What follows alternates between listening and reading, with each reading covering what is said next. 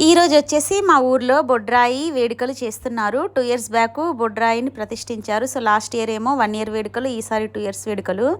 So ఈసారి వెళ్దామని మేము వెళ్తున్నాం. లాస్ట్ ఇయర్ మాకు పండగ లేదు. సో నేను రాగి బిందె, ఇత్తడి చెంబు, రాగి చెంబు, ఇత్తడి చెంబు 2 పసుపు కుదిచ్చి బొట్టులు పెట్టేసి పూలు కట్టేసి రెడీ చేసేసాను.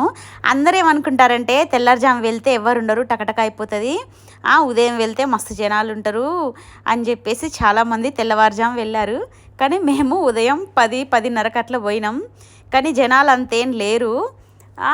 అందరు ఏమనుకుంటారు తెల్లవారుజాము వెళ్దామని, తెల్లవారుజామే ఎక్కువ వెళ్తారు తెలుసా. కాబట్టి మనం కొంచెం లేట్గా వెళ్ళాలన్నమాట. లేట్గా వెళ్తేనే ఎవరు ఉండరు, తొందరగా వెళ్తే మస్తు జనాలు ఉంటారు. మేము వెళ్ళినప్పుడు అయితే చాలా నార్మల్గానే ఉండే, అంత ఎక్కువ హెవీ అయితే అనిపించలేదు.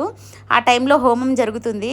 సో మేము దర్శనం చేసుకొని హోమం కూడా చూసి కొన్ని ఫోటోలు అయితే దిగేసి మేము వచ్చేసాము. అండ్ ఇప్పుడు వచ్చేసి నేను అలంకరణ మొత్తం అయిపోయింది. నీళ్లు పోసేస్తున్నాను, కొంచెం పసుపు, కొంచెం కుంకుమ అండ్ కొంచెం పూలు చల్లేసుకుంటే అయిపోతుంది. మా ఆడపడుచు వచ్చేసి ఇక బిందె తీసుకొని వెళ్దామని ఇక బయలుదేరాము.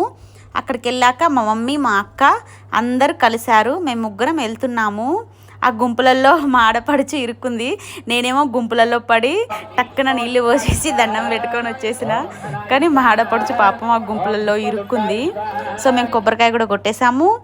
అండ్ బయటకు వచ్చేసినాక మా మమ్మీ, మా అక్క కలిశారు. కొన్ని సెల్ఫీలు దిగినాం, కాసేపు అటు ఇటు చూసినాం, ప్రసాదాలు తీసుకున్నాం, తినేసినాం. వీళ్ళందరూ మనిషికో ప్రసాదం తీసుకున్నారు.